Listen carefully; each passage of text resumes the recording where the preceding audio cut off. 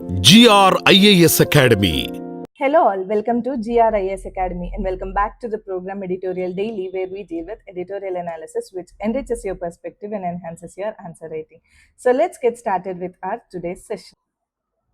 Yes, the first article for today we are going to see is, should India restart the dialogue with Pakistan? This is the major long standing foreign policy question. Should India restart the dialogue with Pakistan?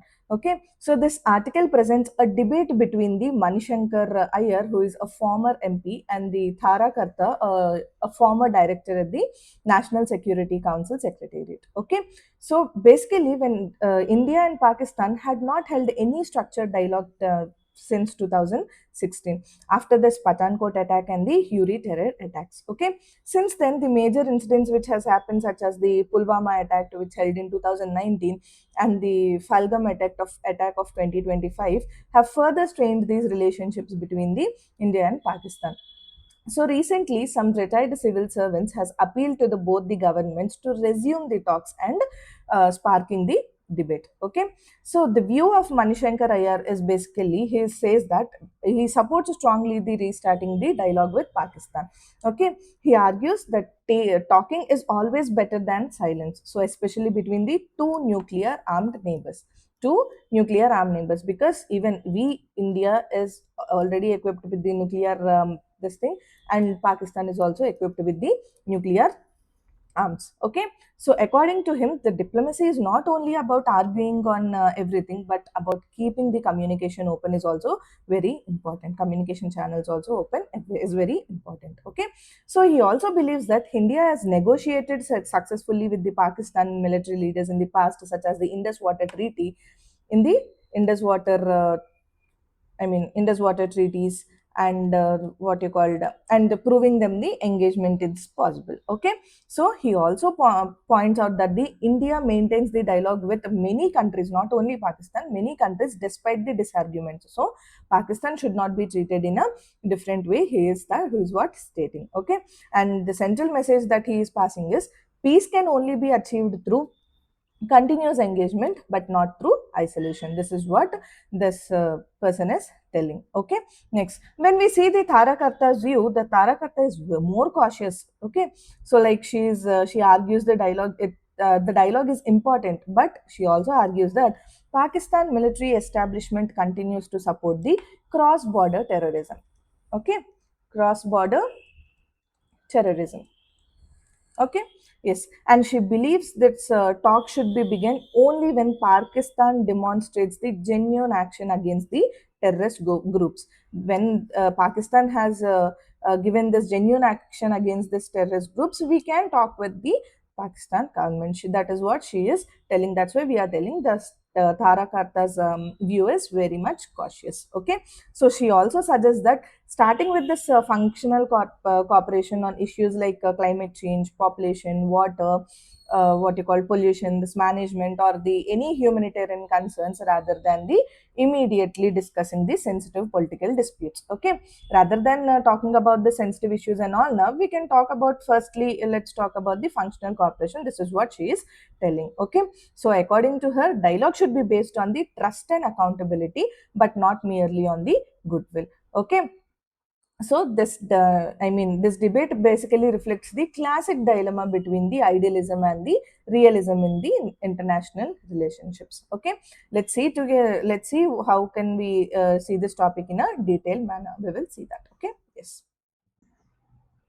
Yes, see, the topic is, should India restart dialogue with Pakistan? As I said, it is a debate article which is between the Manishankar Iyer, a former MP, and Thara Karta, the former Director, National Security Council Secretariat. Okay, so who is the moderator between them? The moderator is Kalol Bhattacharjee. Okay, next, see, how can we link this topic to our syllabus is basically to the IRs, like international relationships, India and its neighbor relationships, bilateral, regional, and the global groupings and agreements, which is involving India and or affecting the India's interests. So, policy changes affecting the national security. Okay, now coming to the context of the topic, how can we come? What is the context of this topic? Is, see, A formal diplomatic gridlock has persisted between India and Pakistan since 2016, as we know. So, following the major terror attacks at the Pathankot and the Uri, which is followed by the strikes in Pulwama and the Falgam attacks in 2025.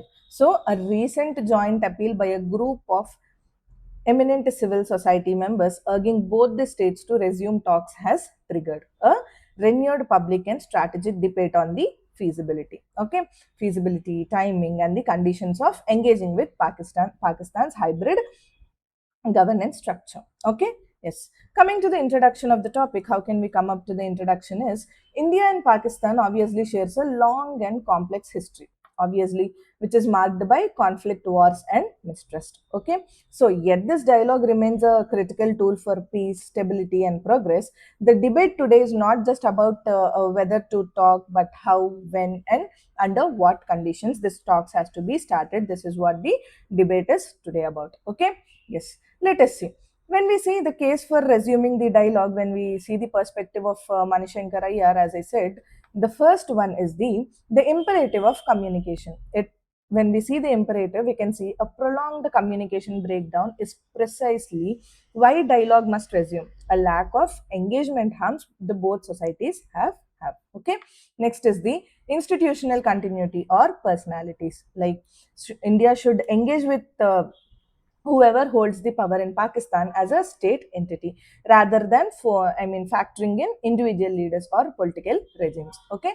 Next, in global precedents, when we see India engages with the global leaders which are facing severe backlash. Example, the Uh, Israel PM, and historically, India has conserved with the various global dictators, which is refusing to speak to a neighbor led by a military commander is flawed. Okay, next. And when we see in the historical breakthroughs with the military, in that aspect, if we see, Ayub Khan broke the deadlock on the Indus Water Treaty. Okay, and Zia-ul Haq, which who broke the deadlock on the Siachen, and we can see this Pervaz Musharraf, who advanced a four-point solution on Kashmir, and the civilian leaders like Zulfikar and Ali Bhutto, who signed the Shimla Agreement, but later reneged.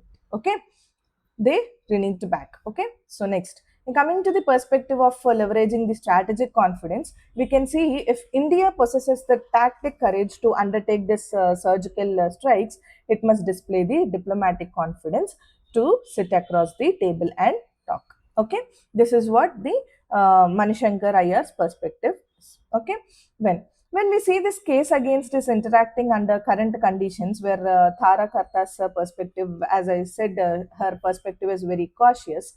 Her perspective is very cautious. Okay, so in that perspective, we see the Tara Karta's perspective. We can see in the first one is the hegemony of General Asim Munir. Okay, this is unlike his preceders, which Field Marshal the Asim Munir commands absolute power alongside a tight group of core commanders and the ISI chief. Okay, next. So his rapid consolidation has followed a systemic escalation of the terror operations, which are notably the Palgam strike. Okay, this is what about we can talk about this person Asim Munir. Okay, next, the spoilers dilemma and the terrorism. What is this? It is nothing but engaging with a democratically elected civilian government in Pakistan is habitually sabotaged by the terror strikes which are executed by deep step actors. Okay, deep state actors. Next, see, Nawaz Sharif himself, he admitted that a major terror attack routine occurs every time a peace dialogue is attempted. This is what it is said by the Nawaz Sharif. Nawaz Sharif has said that he admitted himself like that a major terror attack routine occurs every time when a peace dialogue is attempted. So a major terror attack takes place every time the peace talks are initiated, which is said by Nawaz Sharif. Okay, next, when we see in a systemic anti-peace incentives for the military, the Pakistan military elite lacks the structural incentives to maintain a long-term peace. Okay, so if geopolitical conditions stabilize, the military world have to code the governance. the governance to civilian prime ministers and return to the canteens. This is what it has been holding in the Pakistan. So this conflict preservation is a survival mechanism for the army. Okay. Next, in the perspective of internal chaos and barrier, when we see in this perspective, we can say Pakistan is currently struggling with the internal chaos, okay, and daily domestic incidents across various provisions. Like, see, this Pakistan and Afghanistan people are fighting like anything, right? So internally they have a few chaos, okay, and protests in Pakistan occupied Kashmir, that is Pakistan occupied Kashmir, and human rights violation in the Balochistan also since 1947. It complicate any stable engagement. Okay. Next, when we see in the perspective of the terrorism request, we can see India's baseline demand must be backed by the evidence of de-escalation. Okay, so the dialogue can only begin once the general of Pakistan, the Munir, shows the verifiable evidence of cutting down the cross borders terrorism. This is only when the India and Pakistan can have a dialogue between them. Okay. Yes. When coming to exploring the non-terrestrial functional dialogue, just a second. Yeah. When we see this exploring non-territorial functional dialogue, we see if political bandwidth is strained due to historical baggage. Understand this line carefully. If political bandwidth is strained due to historical baggage, functional and public-centric fields can be explored as an alternative ice breaks. Okay. These are few lines which we can write in the examination when such topics have been asked. In that, first we can say the climate change vulnerabilities. So both the nations face the identical climate changes and the environmental vulnerabilities, right? So it is not too far from our northwest part. It is very nearer to our. When we see the climate change vulnerabilities, so both the nations face the identical climate changes and the environmental vulnerabilities. Okay, so the cooperation on this climate adaptation and the disaster risk reduction can create a shared ground. Okay, when coming to the air pollution mitigation, also the same thing, managing the seasonal crop during burning and the transboundary smog, which residues the trigger public health and emergencies across the borders. Okay, so a purely functional non-terrestrial baseline for the dialogue. Rather than discussing the very sensitive areas, it is better to explore the non-territorial functional dialogues first. Okay, this is the perspective of Tarakarta. Okay, so this functional cooperation in non-core areas can build the trust, reduce the hostility, and keep the channels of communication open without compromising on India's core national security interests. Okay. Yes. Coming to the conclusion of the topic, how can we come up is, see, the debate reveals a unresolved strategic fault line in India's neighborhood policy. Okay, so while this civil society pursues pushes for pragmatic and the communication centric blueprint to avoid this permanent hostility, it stresses the need for the engagement for the larger good of both societies. Okay, so security experts advocate for the strategic patience, which is prioritizing the structural differences. Okay, until this Pakistan apprentice shows the verifiable intent to dismantle its cross-border terror infrastructure. Okay, this is how we can come up with the conclusion. Coming to the key terminologies which we can use for our answer writing is, first is the hybrid regime or deep state domination. What is it? It is generally a governance structure where a democratically elected civilian who set up what you called coexist with an overarching military apprentice that assures the final veto power over the foreign policy and national security. Okay, and next is the functional diplomacy. What is it? It is nothing but a diplomatic approach that prioritizes the cooperation on non-existential, technical, or soft policy issues, which sustains in the baseline of the contact, which is bypassing the gridlocked territorial disputes. Okay, next, the next is This Polars phenomena. What is this Polars phenomena? It is a destructive actions or terror strikes by non-state actors or the deep state elements, which can designate it to disrupt, to delegitimize, or to terminate the peace dialogue between the nations. Okay. Next, the next thing is the strategic bandwidth. Okay, so what is it? It is the democratic political capacity, where the security, stability, and the policy flexibility which is required by a sovereign government to initiate the complex external engagements with the adversarial states. Okay, next, and the last term for in this article is 4-point solution. What is it? It is a historical back channel formula which is negotiated during the Manusharf era, which is aimed at revolving the Kashmir issue through a soft borders, autonomy, phased demilitarization, and a joint monitoring mechanism. Okay, these are the few key terminology words we can use in our mains answer writing examination. Okay, yes, let's move on to the next article. So the next article for today is, why is the center revising the NFSA? NFSA is nothing but National Food Security Act of 2013. Okay.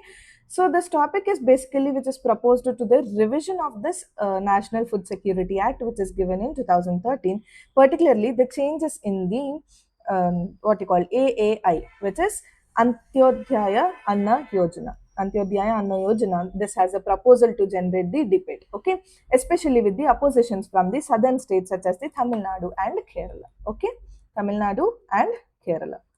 So, the National Food Security Act 2013, which aims basically to provide the subsidized food grains to nearly two-thirds of Indian population. Two-thirds of Indian population.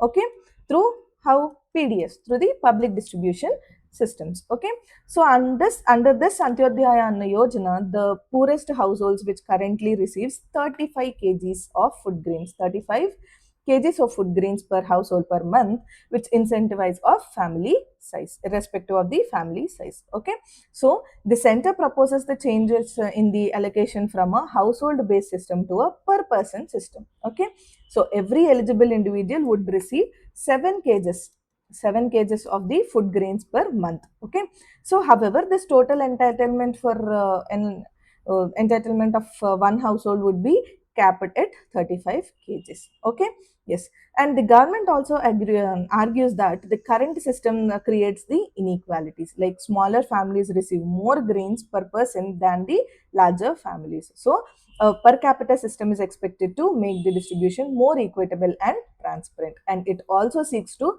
better match the food grains allocation with actual nutrition requirements. Okay, and why is this Tamil Nadu and Kerala opposing to it? Is basically these states argue that many poor households which are currently receiving the full 35 kgs of food grains and new formula could reduce their entitlement. Okay, so the southern states generally have these smaller family sizes, so that they change many disproportionately affect them. Okay, so the fear that the proposal could create a regional imbalance in this food grain allocation, with the northern states benefiting more because they tend to have larger families. Okay, so they also believe such an important reform should involve the wider consultation with states. Okay, yes, we will see this topic in a detailed manner. Let's see. So, coming to the topic, why is the center receiving the NFSA? The author is T. Ramakrishnan, which is the source which we have taken this editorial from National Daily Explainer section. Okay, how can we link this article to our syllabuses? For GS paper 2, we can link this article to the governance and social justice, welfare schemes for vulnerable sections of the population by the center and states, and the performance of these schemes, issues arising out of their design and implementation. And for GS paper 2 or 3 also, we can link this article for the economic development, issues related to public distribution systems, objectives, functioning, limitations, and revamping the food security and buffer stocks. Okay, yes. Coming to the context of the article, the Union Minister of Consumer Affairs, Food and Public Distribution has published a draft amendment bill of National Food Security Act. Okay, so this draft proposes to modify the food grain entitlements under the Antyodhyaya Anna Yojana from a fixed household based system, that is 35 kgs for a month, to a per capita allocation system of 7 kgs per person per month, which is capped at a maximum of 35 kgs per household. Okay, so this move has triggered the sharp opposition from the southern states like Tamil Nadu and Kerala, which is highlighting the potential federal and demographic functions in the national welfare delivery. Okay, now coming to the introduction of the topic, how can we come up is, see, the draft amendment of the NFSA, National Food Security Act, which is the rationalization or the reduction. Is it rationalization or the reduction? Which is in equity in allocation, nutrition security, and the fiscal sustainability. So the proposed changes aims to create a more rational, nutrition aligned, and equitable food allocation system across the households. Okay. Now, coming to the core amendment and the rationalization scheme, which we can see is, the first one is the current model. What is the current model in this NFSA is, under the existing NFSA provisions, every AAY household represents the poorest of the poor, so is legally entitled to a flat 35 kg of food grains per month, which is completely independent of the number of members in the family. Okay, now what is the proposed shift of this original NFS scheme is, the draft amendment changes this formula of 7 kg of food grain per person per month to maintaining the under limit ceiling at 35 kgs per household. Okay, now coming to this the center's justification, what is coming up is, the food and public distribution department states that the fixed household model causes the significant intra-category inequalities. See, when we compare the smaller families, high per capita entitlement is there. When coming to large families, low per capita entitlement. So some large families receive less than the priority household threshold per person, and which reforms aim to ensure the fairness and better nutrition outcomes for all. Okay, yes. Coming, why the southern states are opposing the move means, in the especially the Tamil Nadu and Kerala, first is the demographic transition penalty. Okay, see, in southern states have been successful in population with stabilizing and family planning, leading to smaller nuclear households. So under the new 7 kg per person rule, a family with fewer than 5 members will see its monthly food grain ration fall drastically below the 35 kg. Okay, so success in family planning becomes a penalty. This is what the southern states is telling. Okay, what is the impact on Kerala? And when we see is, Kerala's food minister has pointed out that the state's high concentration of this nuclear families means that the majority of its AAY beneficiaries will suffer a severe reduction in the ration. So this forces the high vulnerable families to buy rice from the open markets again, and incurring the sustainable out of pocket expenses. Okay, so the less ration, more expenses, and greater vulnerability, which is being faced by the Kerala. When coming to the impact on Tamil Nadu, which we see, the proposed changes would cause the Tamil Nadu monthly AAY food grain allocation to drop from 65,261 tons to 42,040 tons. This will drop very drastically. So the reduction directly impacts 15.75 lakh beneficiaries who are residing in the households with fewer than 5 members. So monthly AIY fruit grains allocation, which is being decreased in the Tamil Nadu. This is what the food minister of Tamil Nadu is being stating.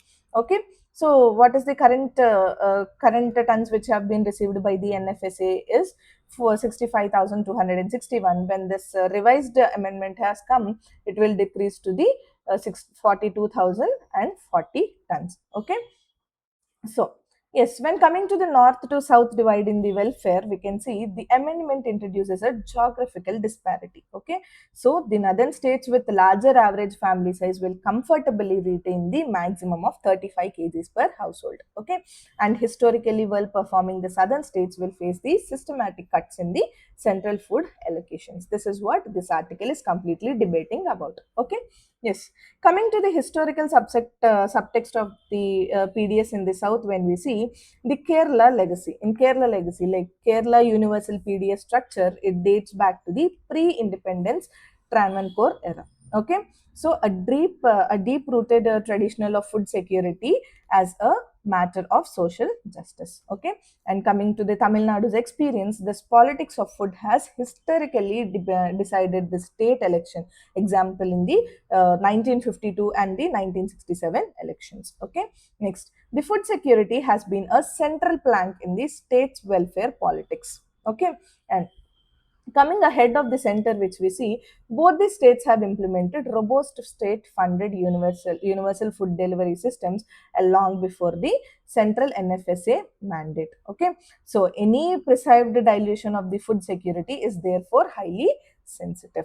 Okay, yes. Coming up to the conclusion of the topic, when we see, while the union governments attempt to eliminate this intra-category disparities and manage its expanding food subsidy bill, it is fiscally understandable. So, a rigid per capita transition risks which are penalizing the states for their demographic achievements, especially the states with the smaller family sizes. Okay, so a middle path is essential. What is that middle path? The center could establish a guaranteed minimum safety baseline, such as a maintaining 30 kg per family irrespective of the size of family. Okay, to protect the, for what it has to be done is to protect the small nuclear households from the immediate nutritional distresses while keeping the fiscal outlays sustainable.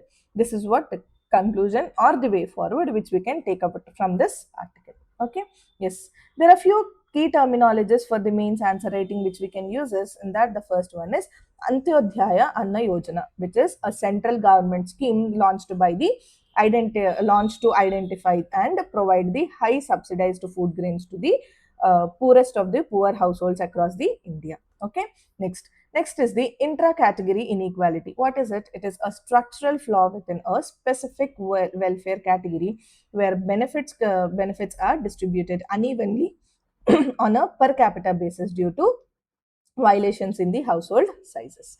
Okay, next is per capita allocation system. It is a welfare distribution methodology where the individual metrics rather than the collective household units which dictate the volume of the state subsidies and the entitlements. Okay, next is the demographic penalty. What is it? It is an unintended policy which consequences where the states or the regimes that successfully achieve the demographic goals which face the reduced funding on the source allocation. Okay, now the last key terminology which we can see take out from this article is out of pocket expenditure. I hope yesterday also we have discussed about this. Out of pocket expenditure is nothing but it is a direct financial spending which is incurred by these households from their own cash reserves for essential goods or services due to gaps in the state provided welfare protection. Okay, these are the few key terminologies which we can take up from this article. Yes, these are the two articles for today. I hope everyone liked this video. If you want a detailed PDF of it, do visit our website and download it from there,